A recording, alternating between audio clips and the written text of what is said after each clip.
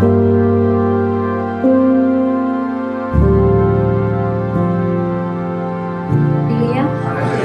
Hallelujah. हम पांचवी वाणी की ओर आ पहुंचे हैं। यह वाणी लगभग तीसरे पहर यानी 3 बजे उच्चारी गई है। आइए हम इसे पढ़ लेते हैं। यूहन्ना रचित सुसमाचार उसका 19वां अध्याय और 28 और 29 वचन हम पढ़ेंगे। इसके बाद यीशु ने यह जानकर कि अब सब कुछ पूरा हो चुका, इसलिए कि पवित्र शास्त्र में जो कहा गया वह पूरा हो, कहा, मैं प्यासा हूँ। वहां सिरके से भरा हुआ एक बर्तन रखा था, अतः उन्होंने सिरके में भिगोए हुए स्पंज को जूफे पर रखकर उसके मुंह से लगाया। जब हमने देखा कि यीशु मसीह ने क्रूस पर अपनी जिम्मेदारियां भी निभाई, लोगों की क्षमा के लिए प्रार्थना भी की, और अभी हम ये 5वीं वाणी में देखते हैं कि वो खुद के बारे में बोल रहा है कि मैं प्यासा हूं। हमें पता है कि यीशु मसीह जब दुनिया में था तब वह रोया, मतलब उसको भावनाएं थी। उसने रोटी खाई, मछली खाई, मतलब उसे भूख लगती थी, वो शरीर की जरूरत उसे मालूम थी। हमने देखा कि वो नाव में सो गया, मतलब वो थक जाता था, उसे नींद आती थी। और जो दुखी होते थे, जो कष्टी लोग आते थे, जो बीमार लोग होते थे, जो दुष्ट आत्मा से पीड़ित लोग होते थे, उनको वो चंगा करता था, दुष्ट आत्मा से छुटकारा देता था, उन पर वो अनुग्रह करता था। तो यीशु मसीह के 33 साल में जो वो 33 साल इस दुनिया में रहा, 33 साल इस जगत में वो रहा, तो वो पूरा हमारी तरह जीवन जिया। उसे पता है कि कैसी परीक्षाएं आती है, कैसे दुख आते हैं, कैसे भावना में हम बहते हैं या हमारे भावना पर कैसे आघात होता है, हम कैसे मेंटली डिस्टर्ब हो जाते हैं, वो सब कुछ जानता था, क्योंकि खुद उसने वो सहा। अपने भूख, प्यास, दुख और दर्द का उसने अनुभव किया। मानव की हर जरूरत उसे मालूम है, हर तकलीफ वो जानता है। और इस संसार में रहते हमें दुख होता है, ये उसे पता है। हमें खुशी होती है, ये उसे पता है, क्योंकि उसने भी खुशी को महसूस किया, उसने दुख को महसूस किया। वो खुद इन सब से गुजरा, इसलिए वो हमें अच्छे से जानता है। हर एक को वो अच्छे से जानता है। भले आपको लगता है कि मैं कितना दुख में हूं, किसी को पता नहीं है, लेकिन यीशु सब जानता है। हमारा दुख कितना छोटा है या बड़ा है, वो कितना गहरा है, सब यीशु जानता है, क्योंकि वो हमारे जैसे साधारण मनुष्य बना, लेकिन उसने पाप नहीं किया। वो एक संपूर्ण, आदर्श, श्रेष्ठ, पवित्र मनुष्य था। अब हम देखते हैं कि क्रूस पर मानवीय रूप में जो यीशु है, उसे प्यास लगी। उसने वो असह्य वेदना का अनुभव किया, और इससे यह सिद्ध होता है कि वो एक पूरा मानव था, क्योंकि ईश्वर को और स्वर्गदूतों को प्यास नहीं लगती। हमें लगती है क्योंकि हम इस संसार में जीते हैं, लेकिन यीशु मसीह ने प्यास की तड़प को महसूस किया, क्योंकि वह एक मनुष्य था, ऐसा मनुष्य जो संपूर्ण मानव जाति के पापों का दंड उठा रहा था, सहन कर रहा था। इतिहास कहता है, और हमने भजन संहिता 22 में भी पढ़ा कि क्रूस पर जो लटकाया जाता है उससे कितनी तकलीफ होती है।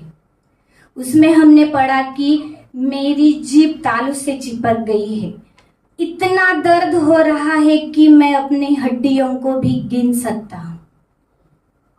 तो वो तकलीफों की चरम सीमा पर वो पहुंच चुका है, और उसकी सांसें भी धीमी होती जा रही होंगी। कितनी कितनी तकलीफ वो सह रहा है, और इन सब तकलीफों को सहते सहते वो पवित्र शास्त्र की भविष्यवाणियों को भी पूरा कर रहा है।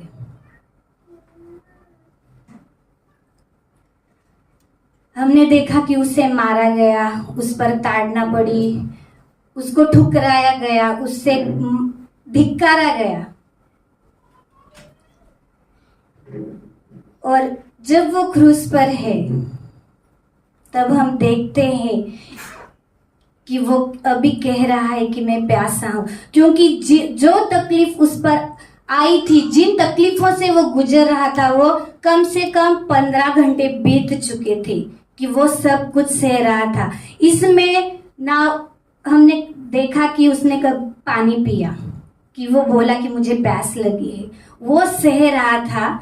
और इतने घंटे, हमें अगर 2-3 घंटे भी हो जाए तो हमें प्यास लगती है, हमें यहाँ बैठे बैठे प्यास लग रही है, हम पानी पी रहे हैं, लेकिन यीशु मसीह ने इतना सहा। और अब उस तपती गर्मी में वो क्रूस पर टंगे हुए लगभग उसे 3 घंटे हो चुके हैं और उसका मुंह जो है वो प्यास से सूख गया है, उसका गला प्यास से जलने लगा है। और ऐसे में वह पवित्र शास्त्र में जो भविष्यवाणी की गई थी, जो उसके बारे में लिखा गया था, उसे पूरा करने के लिए वो कहता है कि मैं प्यासा हूं। अब हम जब इस वचन को पढ़ते हैं या सुनते हैं तो हमें अपनी प्यास समझ में आती है। शारीरिक रूप से हम देखते हैं कि उसे कैसी प्यास लगी होगी, लेकिन ये सिर्फ शरीर की प्यास नहीं थी प्रियो। परमेश्वर ने पाप का दंड सहने के लिए उसे छोड़ दिया था। परमेश्वर पिता का साथ उससे छूट गया था। अपने पिता की सहभागिता के लिए, पिता के साथ के लिए प्रभु यीशु मसीह की आत्मा प्यासी थी। मैं प्यासा हूं, इस वाक्य में कार्य पूर्ति का भी एहसास है। जब कोई योद्धा युद्ध करता है या अभी बच्चे लोग हैं पढ़ाई करते हैं, जब वो एक बार पढ़ाई करने के लिए बैठ जाते हैं तो उन्हें भूख प्यास लगती ही नहीं, लेकिन जब पढ़ाई खत्म हो जाती है या युद्ध खत्म हो जाता है या फिर हम कोई काम करते हैं वो खत्म हो जाता है, तब हमें एहसास होता है कि मुझे भूख लगी है, मुझे प्यास लगी है।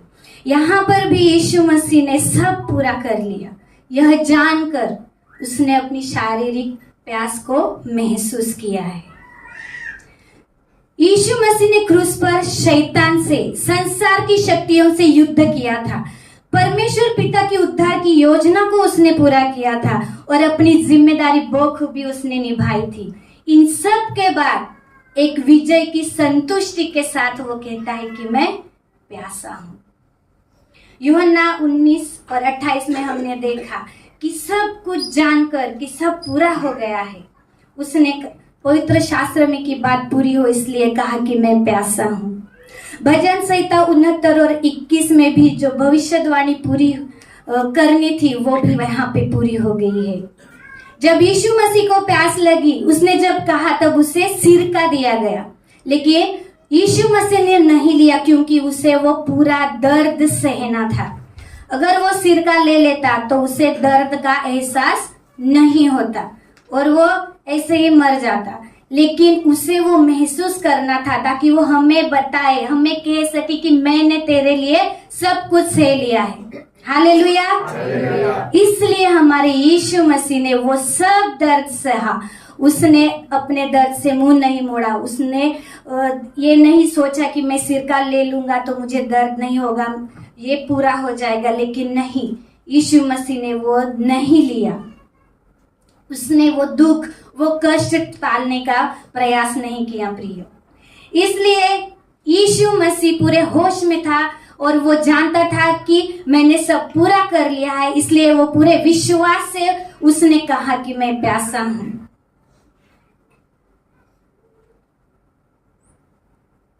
यीशु मसीह ने सारी रुकावटों पर विजय पा ली, सारी की सारी रुकावटों पर, और सारी भविष्यवाणी, पिता की इच्छा, पिता की योजना उसे पूरी की। उद्धार की कीमत वह अपना खून बहा के उस कलवरी के क्रूस पर अदा कर रहा था। निष्पाप मेमने का बलिदान संपूर्णता की ओर था प्रियो, आपके और मेरे लिए, ताकि कुछ भी छूट ना जाए। हम नहीं कह सके कि आप मेरा दर्द नहीं जानते, यीशु मसीह सब जानता है। वह अपने विजय को देख सकता था। उसने सब कुछ होने दिया क्योंकि परमेश्वर की योजना में था। शैतान को भी विश्वास था कि अगर ये मुझसे बोल दे तो पत्थर की भी रोटी बना सकता है। वो वही ईश्वर था जिसने समुद्र को 2 भाग कर दिया। वो वही ईश्वर था जिसने मरुभूमि में जल के सोते निकाले। वो वही ईश्वर था जो यरूशलेम में बड़ी भीड़ के सामने खड़े होकर ऊंचे स्वर में कह रहा था कि यदि कोई प्यासा हो तो मेरे पास आकर पिए। जो मुझ पर विश्वास करेगा उसके हृदय में से जीवन के जल की नदियां बह निकलेगी। वो वही ईश्वर था प्रियो, जो याकूब के कुएं के पास उस सामरी स्त्री से कहता है कि इस कुएं का पानी पी के तू फिर से प्यासी होगी, लेकिन जो जल मैं तुझे दूंगा वो अगर तू पिएगी तो तुझे कभी प्यास नहीं लगेगी।